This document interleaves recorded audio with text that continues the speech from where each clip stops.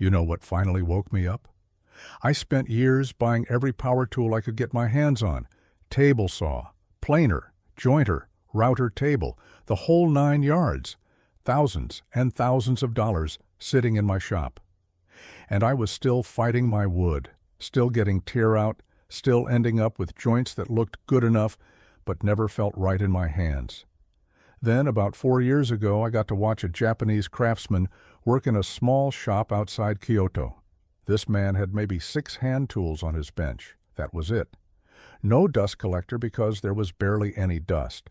And the work coming off his bench was cleaner, tighter, and more precise than anything I had ever produced with all my machinery combined.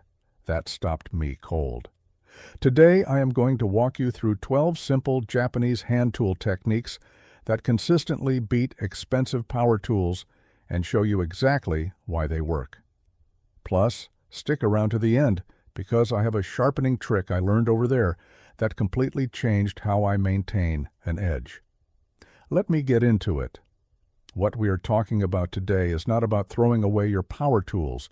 It is about understanding a tradition that spent centuries perfecting hand tool methods to a level most of us have never seen. Once you understand the thinking behind these techniques, you will start reaching for simpler tools more often and getting better results when you do. So let me give you some background on where all of this comes from because it matters. Japanese woodworking has been refined over at least 1,000 years. The temple carpenters, known as Miyade-ku, built massive timber structures that have survived earthquakes, typhoons, and centuries of aging, all without a single nail or screw. But here is what really struck me when I started studying this tradition. It was not just the temple builders.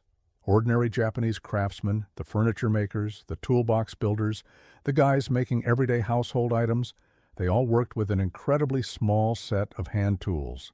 And the reason is simple. In Japan, high-quality steel was historically expensive and difficult to produce. So instead of building bigger tools, they built better ones. A single hand plane might take a master toolsmith days to forge and tune. That plane was not disposable. It was a precision instrument that the craftsman would maintain and adjust for his entire career. The philosophy underneath all of this can be summed up pretty simply. Do not overpower the wood. Read its grain, understand its nature, and use the sharpest possible edge to cut it cleanly rather than forcing it through a machine. When I first heard that idea, I thought it sounded nice but impractical. Then I saw the results, and I stopped arguing. The first technique is surface finishing with a kana, which is the traditional Japanese hand plane. Most of us reach for a power sander when we want a smooth surface. We start at 80 grit, work up to 120, then 150, then 220, and we are still left with tiny scratch marks all over the wood. A properly tuned kana does not scratch the surface at all. It shears the wood fibers cleanly, leaving a surface so smooth it actually reflects light. I tried this on a piece of hinoki cypress, which is their traditional building wood, and the difference was immediate. The planed surface felt like polished stone. The sanded surface, even at 220 grit, felt fuzzy by comparison. The reason is that sanding tears the wood fibers, while a sharp plane severs them. That distinction matters for finishing too, because a planed surface absorbs stain and oil more evenly. You do not need a Japanese plane to try this. A well-tuned No. 4 bench plane with a freshly honed blade will get you surprisingly close. The second technique is using a pull saw for precision joinery cuts. In the West, we push our saws. In Japan, they pull. That is not just a cultural quirk, it is a mechanical advantage. When you push a saw, the blade is under compression, which means it can buckle and wander. When you pull a saw, the blade is under tension, which keeps it perfectly straight. A Japanese Dozuki saw has a blade about 0.012 inches thick, roughly half the thickness of a typical Western dovetail saw. That means a thinner kerf, less waste, and more control. When I first switched to a pull saw for cutting tenon shoulders, My accuracy improved almost immediately. I was hitting my lines without having to pare back to them. For any cut where precision matters more than speed, a $30 Dozuki will outperform a $200 Western back saw in most hands. The third technique is cutting mortises entirely with a chisel, specifically the Oir Nomi, which is the Japanese bench chisel. Most of us reach for a drill press or a plunge router to hog out a mortise, then clean up with a chisel. Japanese craftsmen skip the machines entirely. They use a heavier chisel called a Mukumachi Nomi for roughing and a thinner Weir Nomi for paring the walls clean. The trick is their sharpening. These chisels are hollow ground on the back, which means full contact with the flat reference surface happens only at the very edge. That makes them incredibly easy to keep dead flat. I started cutting small mortises by hand using this approach, and within a few projects I was getting walls so clean they did not need any further fitting. For mortises up to about 3 inches deep in white oak or cherry, a sharp chisel and a wooden mallet is genuinely faster than setting up a router with a jig. By the way, if you are enjoying learning about these ancient methods, I put together something I think you will really appreciate. It is called Kenji's Workshop, and it is a collection of 100 ancient Eastern woodworking secrets for the modern craftsman. Techniques like the ones we are covering today, and a whole lot more. You can grab your copy by scanning the QR code on screen, or just use the first link in the description. All right, let us keep going. The fourth technique involves the kebiki, which is the Japanese marking gauge. Where most of us use a pencil line or a wheel-style marking gauge, the kebiki uses a small knife blade that actually scores the wood fiber. That scored line does 2 things. It gives you a perfectly visible reference that will not rub off, and it severs the grain right at your cut line so you get 0 tear out when you saw or chisel to it. I switched to a kebiki style gauge about 3 years ago, and my joinery immediately got tighter. The lines are thinner and more precise than anything a pencil can produce. You can find one for about $15, and it will change how you lay out every joint. The fifth technique is shooting edges with a hand plane instead of running boards across a jointer. A jointer is a fantastic machine, but it is also loud, heavy, and unforgiving if your technique is off by even a hair. Japanese craftsmen true up edges with a long hand plane, working the full length of the board in steady, overlapping strokes. I started doing this on boards under 36 inches using a number 7 jointer plane, and my glue joints are tighter than they ever were off the machine. The hand plane lets you feel exactly where the high spots are and address them one stroke at a time. For edge joints on tabletops and panels, this is genuinely more precise. The sixth technique is paring end grain with a wide chisel. Most of us dread end grain because it is hard and grabby. Power tools tend to blow it out. Japanese craftsmen approach it with a very wide, very sharp chisel, sometimes 2 inches across, and take gossamer thin slices. They hold the chisel bevel up and use their body weight rather than arm strength.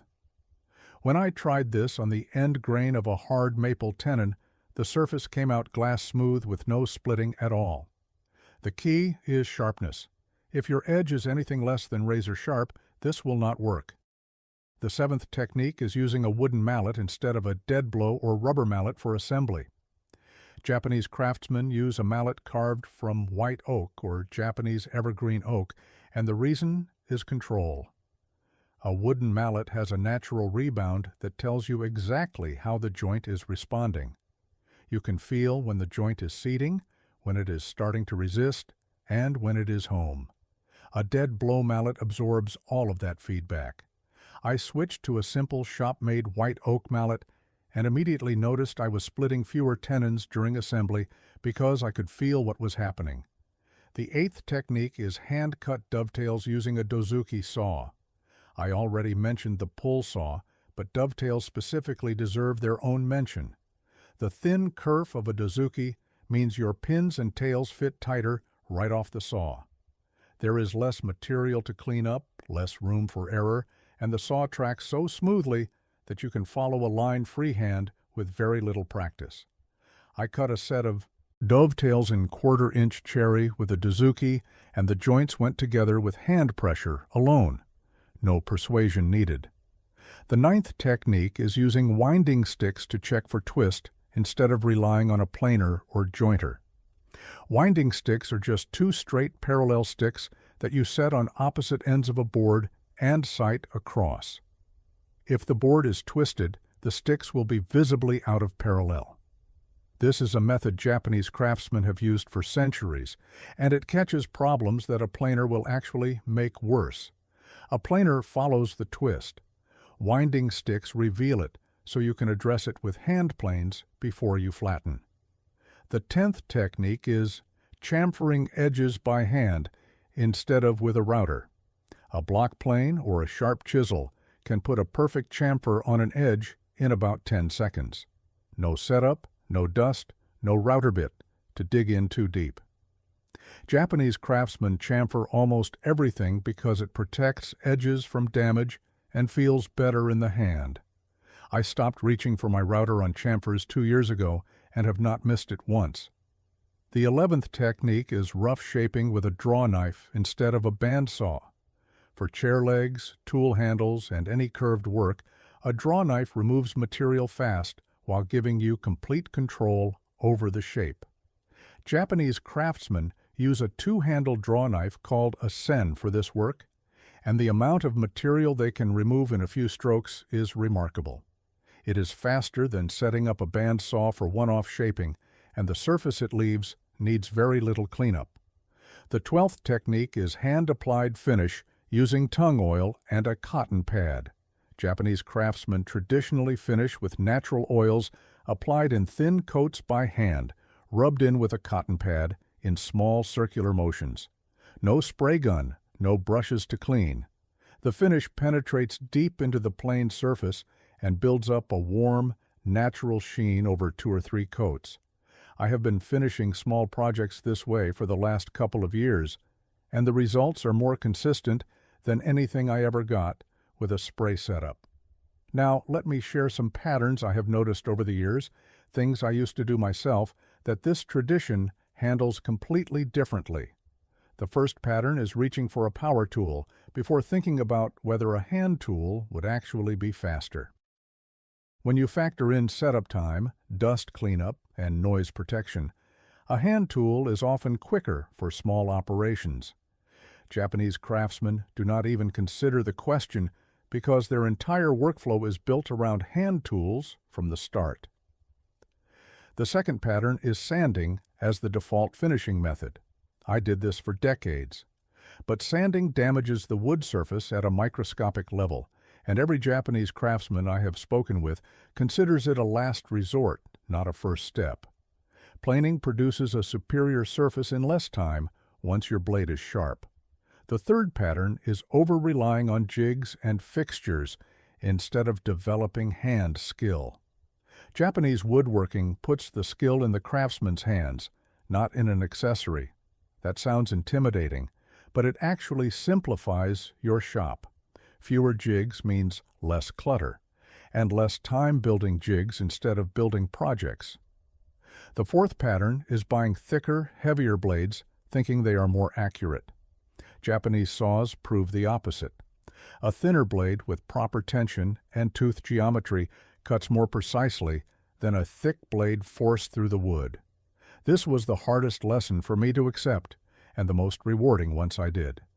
The good news is, once you see these patterns for what they are, you can start shifting your approach one project at a time. Now for that bonus tip I promised at the beginning, this is something I watched that craftsman in Kyoto do every single morning before he started work, and I have done it every day since. He would take his primary chisel and his smoothing plane blade and give each one about 30 light strokes on a finishing stone around 8,000 grit before making a single cut. Not because they were dull, because he wanted them beyond sharp. He called it morning steel. The idea is that an edge that sat overnight has micro-oxidation on the very tip, just enough to slightly degrade performance. Those 30 strokes on a fine stone remove that layer and bring the edge back to its absolute peak. I started doing this with my most used chisel and my block plane, and I am telling you, the difference in the first cut of the day is noticeable. It takes about 45 seconds per tool. That is less than 2 minutes a day for edges that perform at their best from the very first stroke. One more thing before I let you go. I spent a long time gathering the best ancient Eastern woodworking methods I have come across, and I put them all into a book called Kenji's Workshop. 100 techniques that most modern woodworkers have never seen, with step-by-step photos and clear explanations you can actually follow in your shop. Scan the QR code on screen right now, or grab it from the first link in the description. I appreciate you watching, and I will see you in the next one.